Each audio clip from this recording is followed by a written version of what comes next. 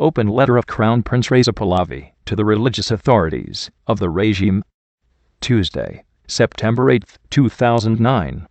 Fellow Iranians, since the day of Khomeini's helicopter landing at the graveyard and the conquest of nothingness, full of its emptiness, over our sacred country, the phrase second aid seat resounded.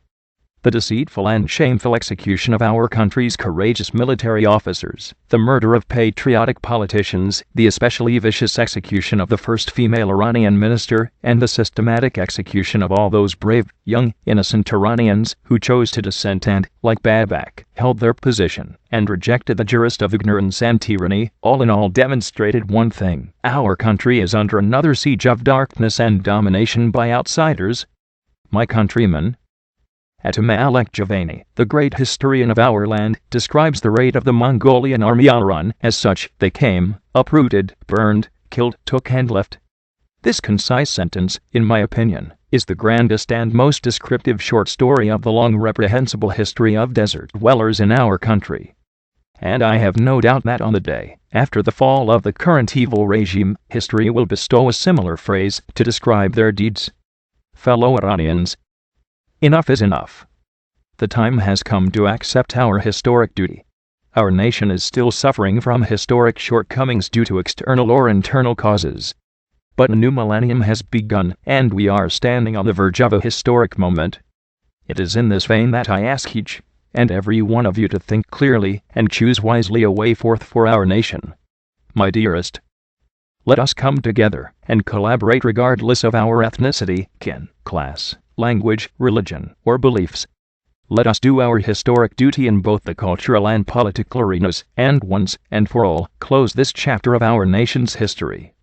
I, for my part, cannot tolerate seeing the children of Cyrus tossed like sacrificial lambs from university windows to their deaths, while their murderers scream that this is being committed in the name of such and such pious ones. I, for my part, cannot tolerate seeing the sons and daughters of this ancient land raped, tortured and killed, and their lifeless bodies burned or covered in cement in this regime's halls of injustice, while they shamelessly and foolishly call this barbarism jihad in the name of Allah. And it is in this vein that I address every figurehead of this insane regime of jurisprudence, especially those within the religious institution affiliated with the regime. It is the institution of religion that is today, without a doubt, at a great crossroads of historic destiny, not only for Iran, but for the whole of Iranian civilization. The choice is this: stand with the people, and depart wholly from this regime, or remain allied with the regime, and maintain the doctrine of tyranny and culture of torture. Gentlemen, it is in this vein that I address you, and all those leaders who have ruled this land for 1,400 years, in the name of religion, at times through an arbitrator, and for the past 30 years directly. I ask you to answer the simple questions of this unassuming Iranian. How and with reference to which religious code is it that you gaze at this land as if it were foreign to you? How and with reference to which religious code is it that you treat our country as if it is an orphan of history?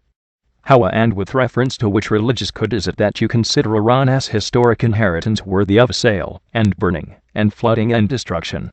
How and with reference to which religious code is it that you treat Iranians as servants, worthless and small, abusing their children, selling their women in different corners of the world, and mistreating and oppressing their men? I ask you how and with reference to which religious code is it that the raping of the sons and daughters of this land is considered legal? Gentlemen, today it is you, and only you, who rule our nation. In the end, it is you and your religious traditions that will have to answer for the past 30 years of legalized felony and destruction. So, why are you silent and remain indifferent? Why do you, the religious authorities and defenders of conscience, not acknowledge the endless injustice which has been unleashed upon the gentle and patient people of this land?